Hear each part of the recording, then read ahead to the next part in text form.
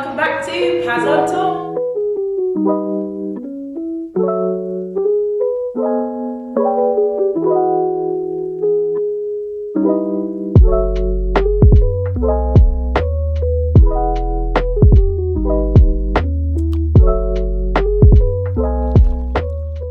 If you're new, welcome, and if you've already been here, welcome back. So today I'm talking about the real cost of living in the UAE, and you voted and this is what you wanted to see, so I'm going to give it to you. So let's start with relocation costs. Before I came out here, they tell you that you have to save a substantial amount of money, about 2.5 to 3 grand. That is not enough money. So I asked around on Facebook groups, because Facebook groups will be your best friend before you move abroad, and they said to bring about 4 grand. So I worked my bottom off to save 4 grand to come out here. I used to work in a bar, and I was the sales and events coordinator, so that means coordinating parties, picking up the phone, showing people around the venue, blah, blah, blah. It was Christmas time, it was really busy. I was doing 12-hour shifts. I was working from 9 till 10 at night. I wasn't coming home till 10 at night to save this money. You need to bring money out here. It's not a joke. They tell you to come and you don't know what your expectations are. I had no expectations because I didn't want to set myself up for failure, and I wanted the excitement, you know. I wanted to step off the plane, I wanted that excitement to rush in.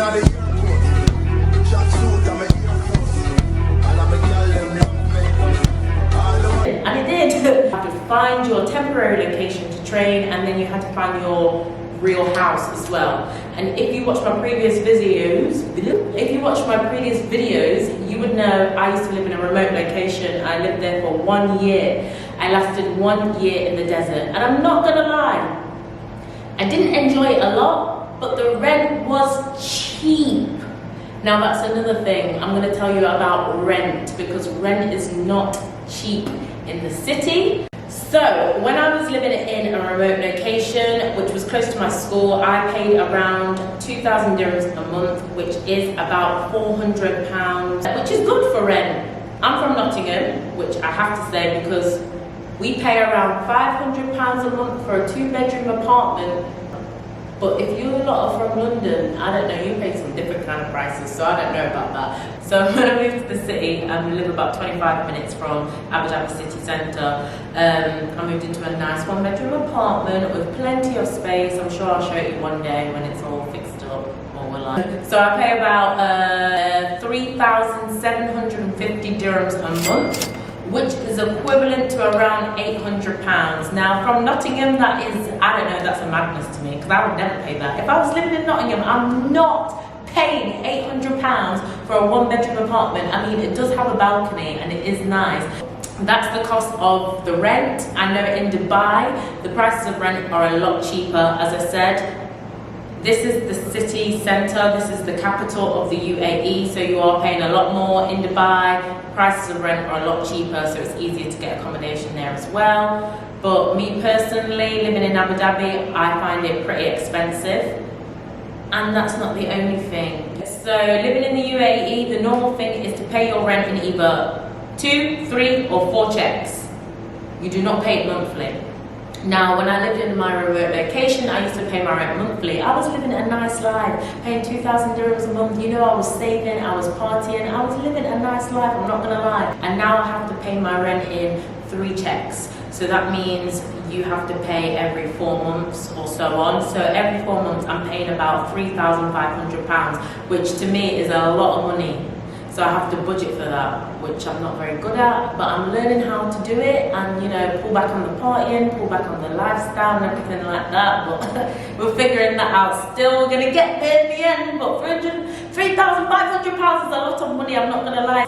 That is the rent situation. As I said, if you're planning to move to Dubai, it's a lot cheaper, but accommodation is a lot more not accessible because everybody wants to live there, it's in high demand. Let me just say this before I move on. You do get paid a lot more than you would in the UK, but the cost of living is a lot higher. It is a lot higher. So you think these people are stacking. We're not, we're just trying to get by. Next, I'm gonna get into the cost of living, and specifically, I'm gonna talk about Wi-Fi. I pay, can you guess, actually how much I pay for the Wi-Fi each month. You're wrong. I pay 80 British sterling pounds per month for Wi-Fi by myself. And you know why that is? I have to speak a bit lower because nobody in this villa wanted to share with me.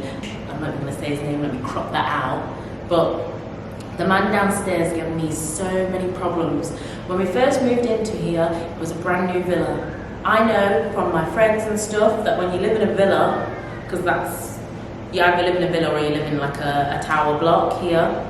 There's no like houses or flats, it's a villa or apartment or whatever. People do generally share Wi-Fi's in villas because we're using the same wires.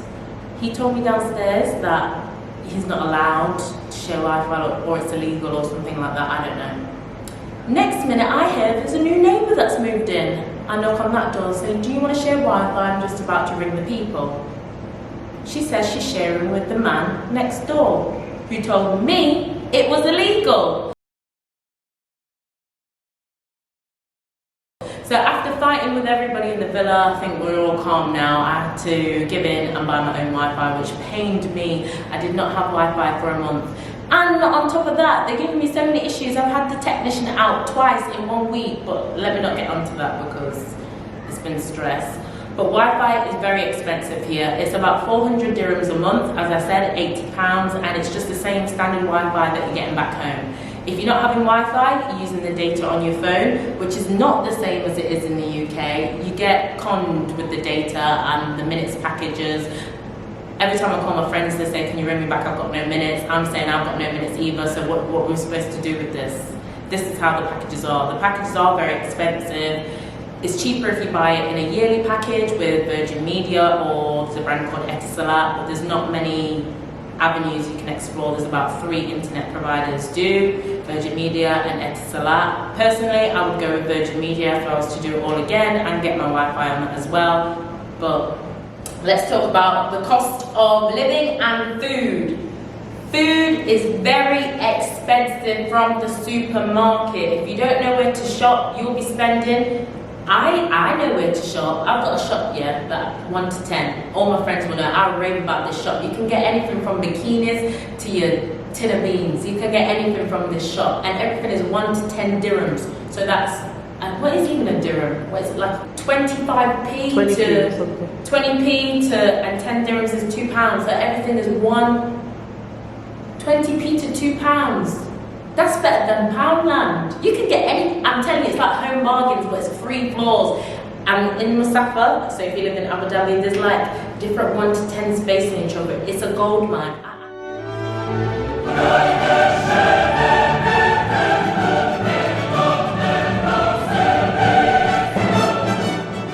Absolutely love the place. You can get everything. I'm not even joking. You can get everything. Food. So if you know where to shop, so you go and get your tin cans from B&M, whatever. You go to Lulu's, that's our Tesco or Asda, and it's so expensive. So if you want to eat healthy, like your vegetables, or if you're lactose intolerant like myself, then you're not going to be in with a very good bargain. This is so expensive to eat healthy. So yes, I have put on a little bit of weight in my arms and my face and everywhere, but it's because the price you're paying for fast food, say chicken shawarma, that's like your local McDonald's, is 15 dirhams. You get the shawarma, you get the salad, you get the little fattoush on the side, you get the hummus, you get the dip, you get the peppers, you get the drink for 15 dirhams. And then you want me to go and pay 400 dirhams in Lulu's. So you get like why people call it the Dubai stone or the UAE stone, because it's cheaper to eat out and eat unhealthy than it is to go to the supermarket and try and be healthy. So this is what we're working with here. So it's really hard to keep yourself, fit. Let's talk about driving. Now you don't necessarily need to drive in the UAE, but it would help. So if you don't have a license, I would recommend to obtain it before you come out here, because doing the lessons and everything here is just a bit of a headache. You do need to drive to get from A to B. Things are not close. Your best friend could live an hour away in Al Ain or an hour in Dubai, but it's not like England where you can't really be bothered because everyone does it. A lot of people commute to work, as do I. It takes an hour to get there, so you need a car. Buying cars is cheaper than England, as with other things like electronics, laptops, phones.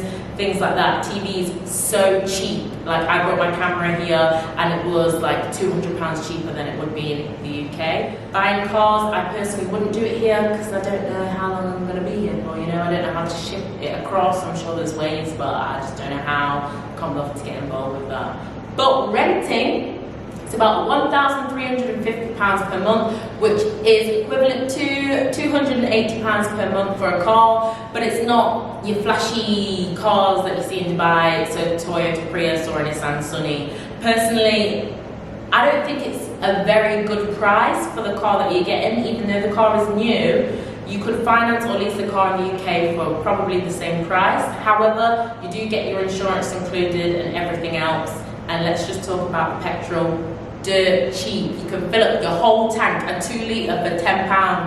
A whole tank for £10. When I got here, I was flabbergasted. But you go from A to B to Z to Y, they got you. It's cheap. You can do it. Also, let me talk about drivers. Nobody is too nice. Nobody is too rich to have a driver. I have several drivers. So when I don't feel like driving or I want to go out and drinking or something like that, then I'll call my driver and he'll take us to the city, which is about 25 minutes away for about 50, 60 dirhams, which is about 10, 11 pounds, and he'll pick up my friends on the way in different areas. So it works out really well. They're really trustworthy, these private drivers. They'll drive all the way to the desert and back for you, and you can work out a price monthly. Beauty! So let's talk about hair, beauty, salons, whatever.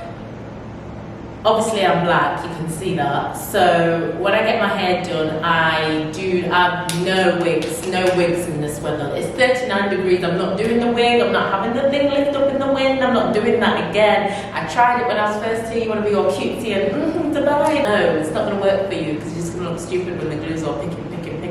So it's just braid gang, everybody's braids, or sometimes if I want to be a bit nice or something, I'll put a few bundles.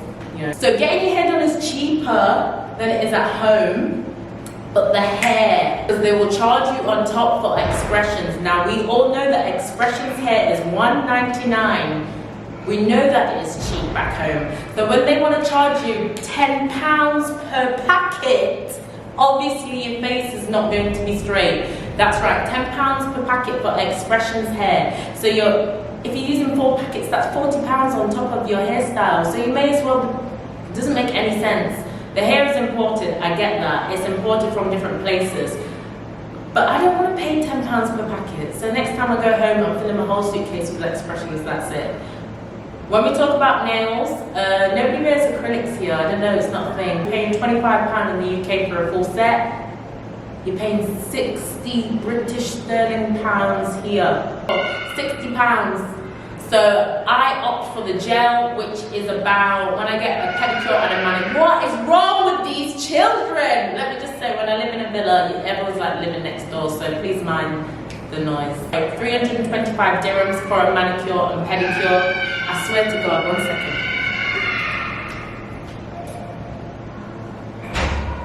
There's no design, there's no fancy thing, there's no marble effect. You're just getting your straight colour and your straight gel for 325 dirhams, which is about 2, 4, 6. That's a lot of money. This is what I'm paying every 2 weeks. Damn. That's a lot of money. I told you, you earn a lot, but you spend a lot. And obviously I can't be walking around with scraggly nails. You can go to certain areas, so it's better off to travel to the city to go and get these things done. You can get cheap prices. Let's talk about the party. Everybody loves to party in Dubai, we know that's pretty clear. Abu Dhabi, everybody loves to party too. The partying, let me just say, it's in a different league, but it is expensive. Very expensive. So in the UK you can buy a drink for like what? I don't even know how much a pint is anymore, like £3 or something. Where? If you don't live in London, things are cheap. I live in Nottingham. I don't know what people don't do this. I don't know why everything's so expensive there. If I could compare the UAE to anywhere, it would be London. Here, one time I ordered a gin and tonic, it come to what? 90 dirhams. That's nearly £20. That is why brunch is so popular here. Every Friday, everybody goes for brunch, whether it's in Dubai, whether it's in Abu Dhabi. It lasts for about 4 hours, starts at 12 o'clock. We've had some amazing brunches.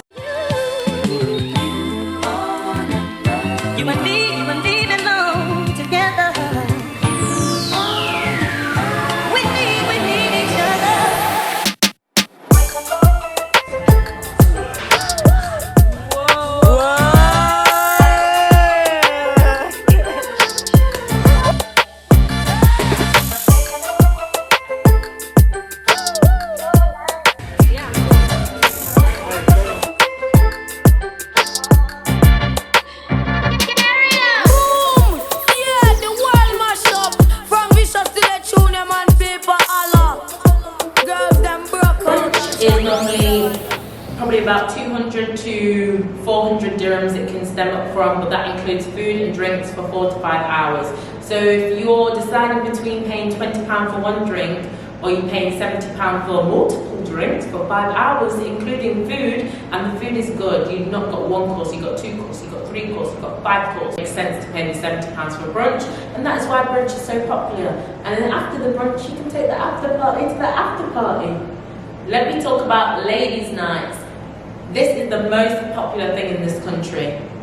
Ladies' nights. Where there's ladies, there's men, so I get it. If the ladies get to go free, there's going to be men there. So ladies often get a lot of different deals. You either get free entry and a few free drinks, or you can get free food, or you can get 50% off. The deals vary. All you need to do is Google ladies' nights Abu Dhabi or ladies' nights Dubai, and you will get a ladies' night offer every single night of the week. Generally, they don't host the ladies' nights on Friday because the weekend is different here. I've mentioned it before. We get Fridays and Saturdays off, so they do not really do ladies' nights on the Friday as that's brunch day. But for the ladies' night, one of my personal favorites is Barfly. It's 50% off food, and the food is banging. And it's free drinks. And if you do get to come here or even on holiday, I'd recommend checking out some of the ladies' nights, because you're paying half the price for the same food that you could be paying 500, 600, 700 dirhams for at the weekend. So just go on a Tuesday. So yeah, that's basically the cost of living in the UAE. The cost of living is very high. You do get paid a great salary, but you're also spending it at the same time. So if you want to save, you got a budget, and I'm going to take my own advice starting from now. Like, comment, subscribe. See you in the next video.